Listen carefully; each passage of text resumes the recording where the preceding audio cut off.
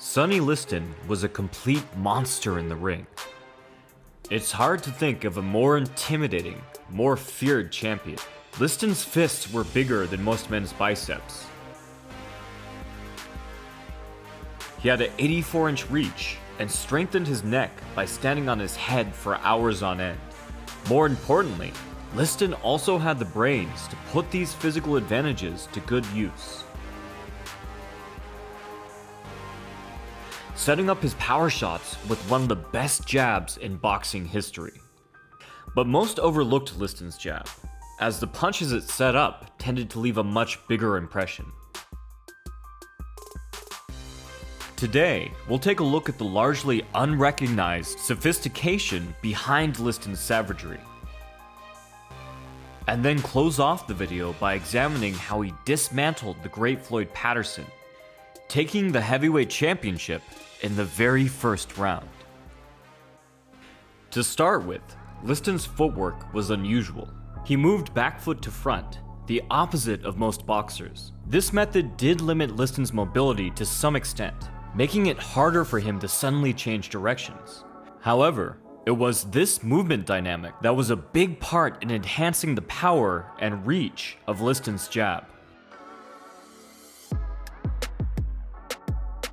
While many fighters step into their jab to cover distance and add power, stepping was just the very start for Liston, a way to put his weight into motion before adding even more momentum by shuffling into his punch. Liston didn't lift his back foot off the ground for mobility like Ali, or leap into his jab to cut off the ring like Hagler. Instead, he tended to keep his front foot firmly planted on the ground, his back foot dragging behind. This allowed his weight to fall over his front foot into his opponent, his fist connecting halfway through his shuffle. This movement pattern of step and shuffle is usually reserved for power shots, but Liston's jab pretty much was a power shot. An added benefit was that the shuffle allowed him to propel himself into follow-up rights. But Liston's jab was more than just powerful. It was also an invaluable tool that granted him total control of the ring. Liston liked to paw forward with his jab, more like a hammer fist, loading up as he stepped and swatting down as he shuffled. And rather than snap his jab and pull it back, he many times preferred to leave it extended well past the point of impact, essentially leaning into his opponent. To be very clear, this does not mean that Liston's jab was a push. What it does mean is that it sometimes turned into a push after the initial moment of impact. This worked to unbalance opponents and force them to bear some of his weight. However, this was just the tip of the iceberg. Beyond this, Liston would use his jab for guard manipulation, even pulling down opponents' guards to make way for follow-up punches.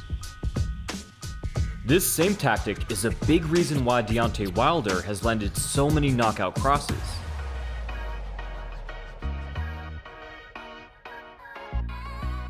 And it worked just as well back then as it does today. But more often than not, Liston preferred to use his extended jab to control an opponent's head or shoulders. This worked both defensively and offensively. Defensively, Liston could stiff arm his opponent to stop them from closing distance.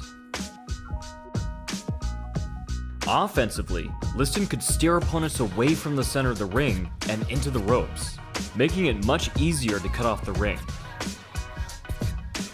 Or he could even create advantageous angles, turning opponents into his punches.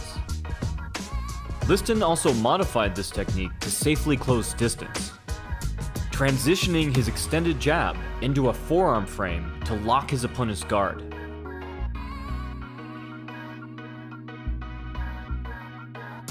Just imagine for a second that Sonny Liston is at close range and you can't move your arms. Not a fun place to be. This was especially useful for setting up body shots. Body shots were a favorite of Liston's anyways, who threw them about as often as the rest of his power shots. If nothing else, they were another great tool for cutting off the ring. The tactics that Liston employed with his jabs really ran through the entirety of his style. For instance, Liston leaned into his missed hooks as well, knocking opponents around with his forearms.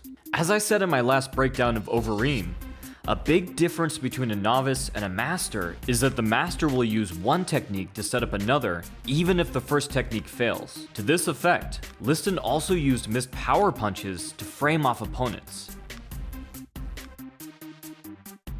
Turning a missed punch into a frame is a very common tactic, but Liston used it in a highly uncommon and highly devastating way. While many fighters will sadly use missed punches to set up the clinch and halt the action, Liston used them to deny opponents' head slots in order to paralyze them, trapping them in place. The same way that some fighters can place their feet in certain positions next to an opponent's feet to cut off the ring and deny them angles, Liston could place his punches in certain spots that denied his opponent's head movement. At times, his frames would force opponents to bear his weight as Liston lined up his next shot. At other times, he would use these frames to block an opponent's vision, hiding his follow-up blow. Now let's look at how all of these tactics work together against heavyweight champion Floyd Patterson, culminating in one of the most dominant title fights of all time. Patterson practiced the same peekaboo boxing that Tyson would later use to become the youngest heavyweight champion of all time, employing head movement from a squared up stance to get close and fire off tight hooks from all angles. But unlike Tyson, Patterson preferred to bend at the waist.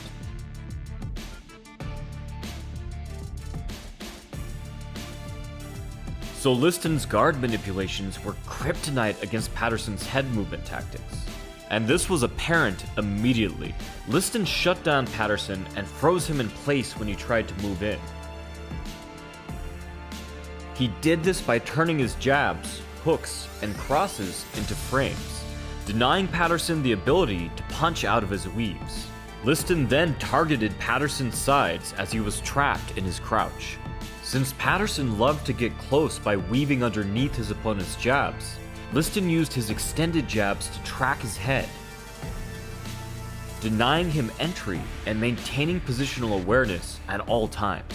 1 minute into the fight, Liston denied Patterson a clean exit out of an exchange by blocking with his forearm, and then landed a tight, jarring uppercut to Patterson's chin. Patterson was already in trouble, and Liston began landing shots at will, using his first punch to frame and turn Patterson into his second punch.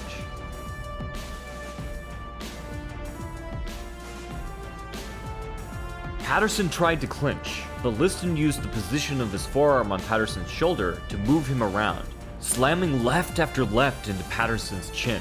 Liston disengaged to get some space, then piled on, dropping Patterson and taking the championship in under 2 minutes.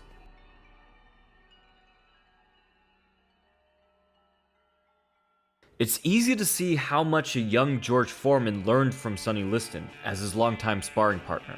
And Foreman's dismantling of Frazier, another champion who loved to crouch, is eerily similar. While overshadowed by many great boxers that came before and after, no one can deny the savage sophistication of Sonny Liston.